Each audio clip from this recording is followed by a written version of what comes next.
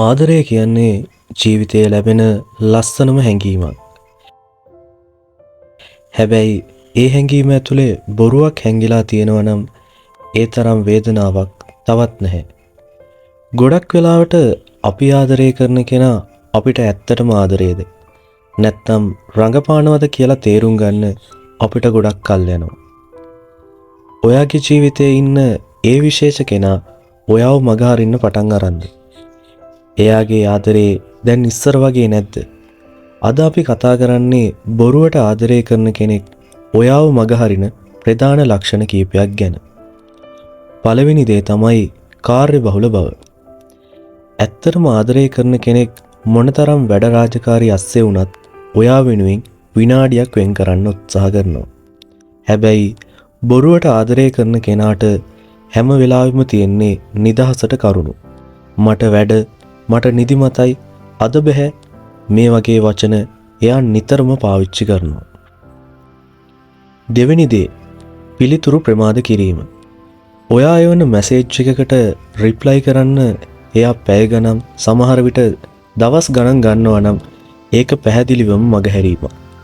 ඉස්සර විනාඩියෙන් රිප්ලයි කරපු කෙනා දැන් සීන් කරලා අත්හරිනවා නම් එයාගේ හිතේ ඔයාට තියෙන ඉඩ අඩු වෙලා. තුන්වෙනි කරුණ තමයි වගකීම් මගහැරීම. ඔයා ප්‍රශ්නයක ඉන්න වෙලාවට ඔයාට එයාගේ උදව්වක් ඕන වෙලාවට එයා පේන්නවත් නැද්ද? එයා එන්නේ එයාට ඕන වෙලාවට විතරයි නම් ඒක ආදරයක් නෙවෙයි. තනිකරම පාවිච්චි කිරීමක්. හතරවෙනි දේ තමයි අනාගතය ගැන කතා නොකිරීම. ඇත්තටම ආදරය කරන දෙන්නෙක් හැමදාම Tamanගේ හීන අනාගතය ගැන කතා කරනවා. හැබැයි රඟපාන කෙනා ඔයාව එයාගේ ජීවිතයට සම්බන්ධ කරගන්න කැමති නැහැ. ඒ ගැන කතා කරද්දී එයා මාතෘකාව මාරු කරනවා. මතක තියාගන්න, Tamanට වටින්නේ නැති තැනක බලෙන් ඉන්න උත්සාහ කරන්න එපා. බොරු ආදරයකින් හිත රිද්ද ගන්නවට වඩා තනිකඩව ඉන්න එක දහස් වාරයක් සැපයි. ඔයාව මගහරින ඔයාගේ වටිනාකම දන්නේ නැති කෙනෙක් වෙනුවෙන් ඔයාගේ කාලයත් කඳුළුත් නාස්ති කරන්න එපා.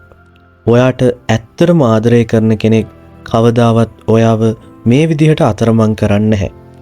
ඔයාටත් මේ වගේ අත්දැකීම් තියෙනවා නම් පහලින් කමෙන්ට් එකක් දාන්න. තවත් කෙනෙකුටත් මේ වීඩියෝ එක බලන්න ෂෙයා කරන්න. එහෙනම් අපි ගිහින් එන්නම්.